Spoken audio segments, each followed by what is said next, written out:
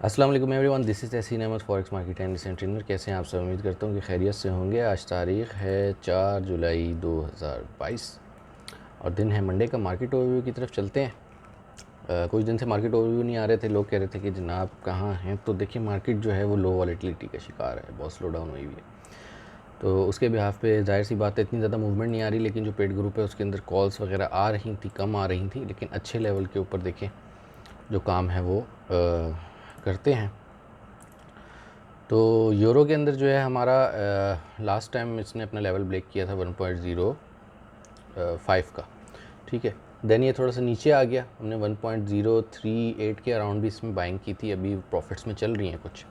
और GBP/USD की जहाँ तक बात करें तो GBP/USD में हमारी बाइंग कुछ प्रॉफिट आज क्लोज़ कर दिए हैं 1.195 के अराउंड से जो हमने बाइंग की थी, ठीक है।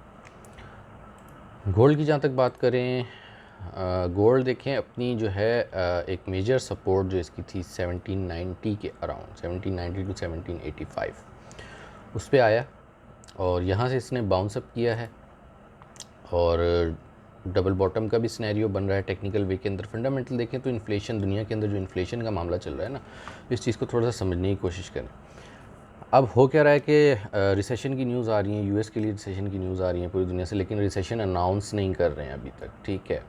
हालात बहुत बुरे हो चुके हैं, महंगाई हर जगह दुनिया में है, पाकिस्तान में तो जो है ही, यहाँ की जो नायल गवर्नमेंट आके इस वक्त बैठ गई है उसके बिहाफ के ऊपर इम्पोर्टेड गवर्नमेंट जिसे एक हैशटैग चला हुआ है। लेकिन बात हुई है, देखिए इन्फ्लेशन पूरी दुनिया में पॉलिसीज़ होती हैं, पॉलिसीज़ बनाई जाती हैं।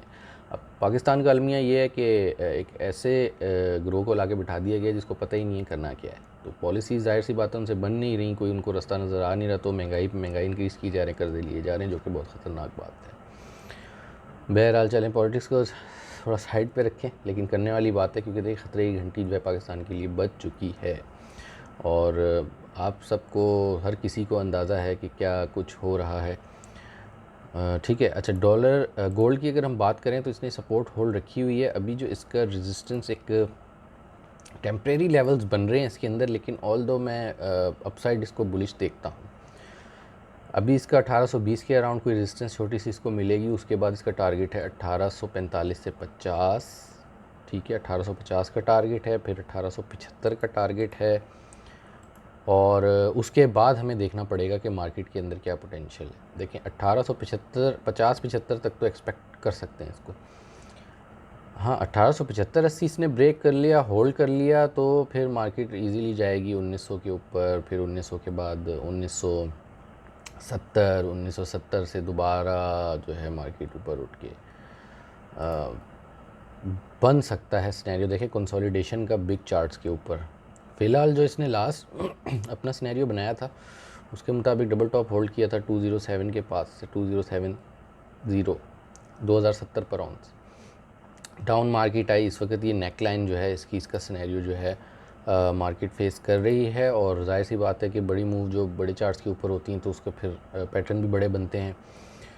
तो 1790 से लेके 1750 ये एक ऐसा जोन है जो कि देखना बहुत ज़रूरी है, क्योंकि 1750 मार्केट अगर ब्रेक करती है खुदा न खास्ता, तो फिर मार्केट अच्छा खासा नीचे जाती है, 1700 जाती है, 1550 जाती है, लेकिन लग नहीं रहा क्योंकि रिसेशंस की मामलात चल रहे हैं और गोल्ड एक अच्छा जो है सेफ़ हेवन है।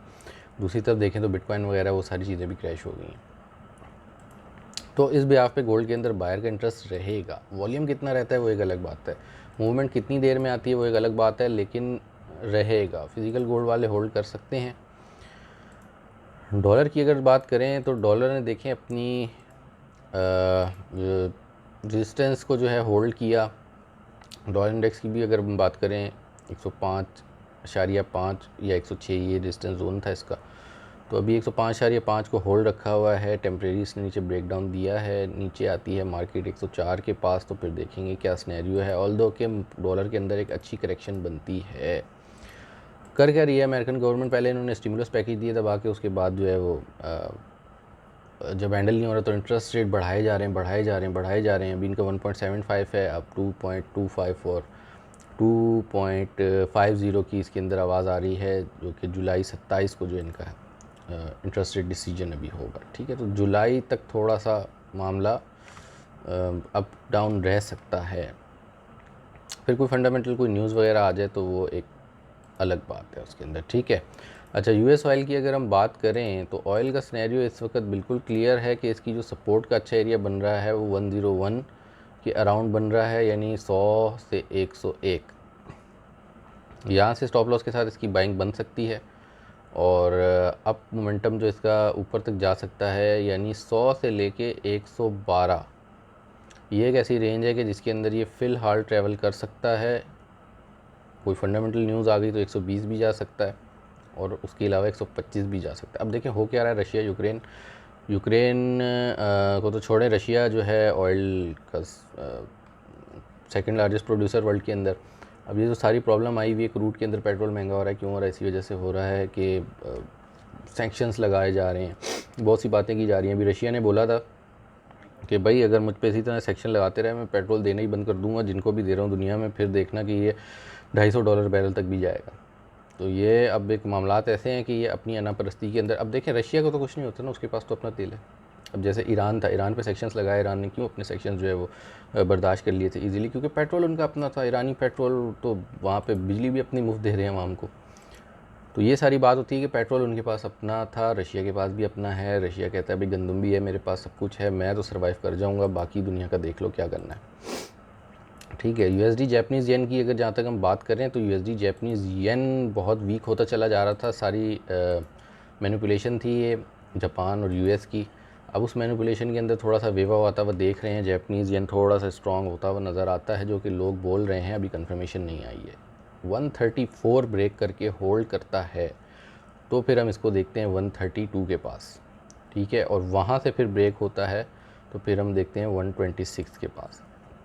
हमारे पास करंट जो लेवल है वो 134 का है, इसके नीचे एविडेंस आने पे स्टॉप लॉस के साथ 136 की ट्रेड की जा सकती है for the target of 132 and 126।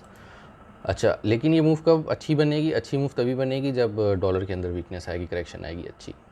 नीचे अगर हम और मज़ीद देखें तो 126 का लेवल मेजर है, 126 ब्रेक करने पे ही ये पेयर को हम नीचे देख पाएंगे, एक अच्छी करेक्शन देख पाएंगे, अदरवाइज़ बहुत मुश्किल। लेकिन यहाँ से लेके 136 से लेके 126 ये मूव बनती है, यानी कि अगर 134 ब्रेक करता है यहाँ से सेल करके 126 के टारगेट के लिए हम इसको देख सकते हैं इजीली। 126 एक अच्छा टारगेट होगा इसका, ठीक है।